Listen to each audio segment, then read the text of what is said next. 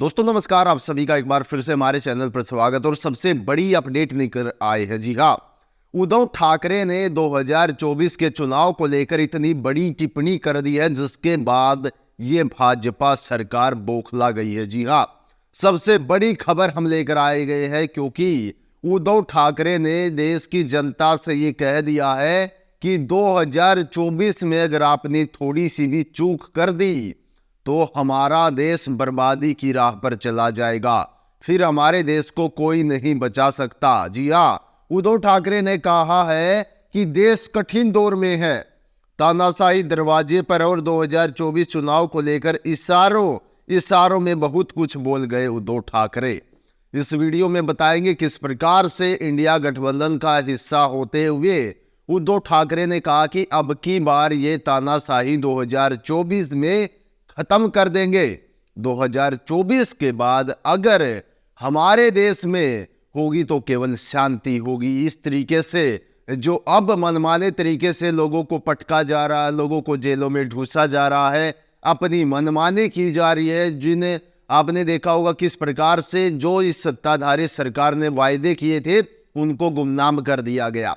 यानी कि जो 5 राज्य थे जिनमें अब विधानसभा चुनाव थे, उनमें 3 राज्यों में प्रचंड बहुमत के साथ ये सरकार आई है, भाजपा जनता पार्टी।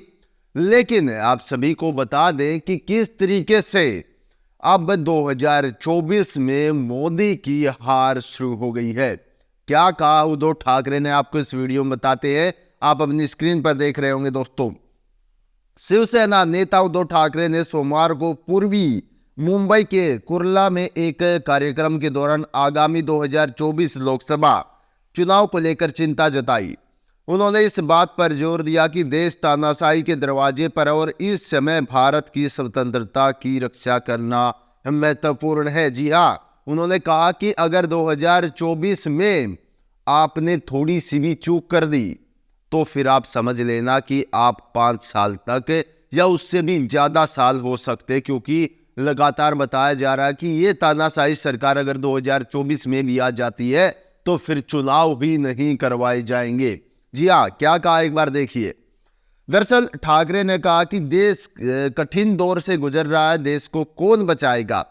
अगर इस बार हमने गलती की तो देश में तानाशाही होगी।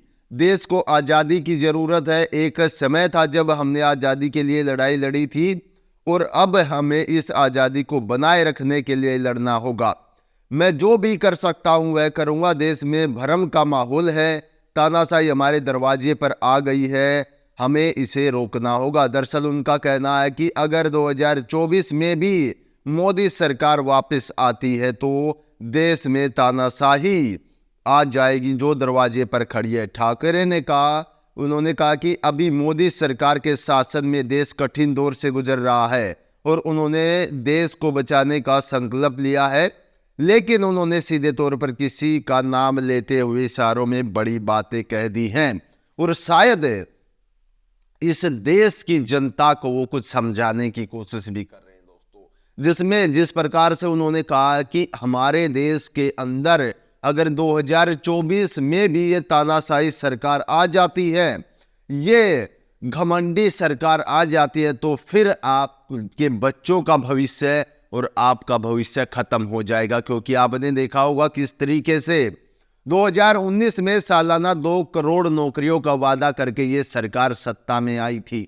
उससे पहले की अगर हम बात की जाए तो 15-15 लाख आपके खाते में आएंगे, ये कहकर ये सत्ताधारी सरकार सत्ता में आई थी। काला धन सबसे खींचकर निकाला जाएगा, ये कहकर ये तानाशाही सरकार सत्ता में आएगी। लेकिन इनमें से कोई भी वादा अगर पूरा किया हो तो आप हमें कमेंट बॉक्स में बताइए। तो इस तरीके से अलग ही तरह के जुमले लेकर आती है ये सरकार और अलग ही तरह से लोगों का ध्यान किसी और जगह केंद्रित करती है। आप सभी देखना, अभी जनवरी में अगर देखा जाए तो जनवरी में राम मंदिर यानी कि अयोध्या में उद्घाटन है और उससे पहले किस तरीके से लोगों को डाइवर्ट कर दिया जाएगा। आप देखना, कुछ ही दिन बाकी है और उससे पहले क्या क्या हो सकता है ये भी बड़ा सवाल बना हुआ है।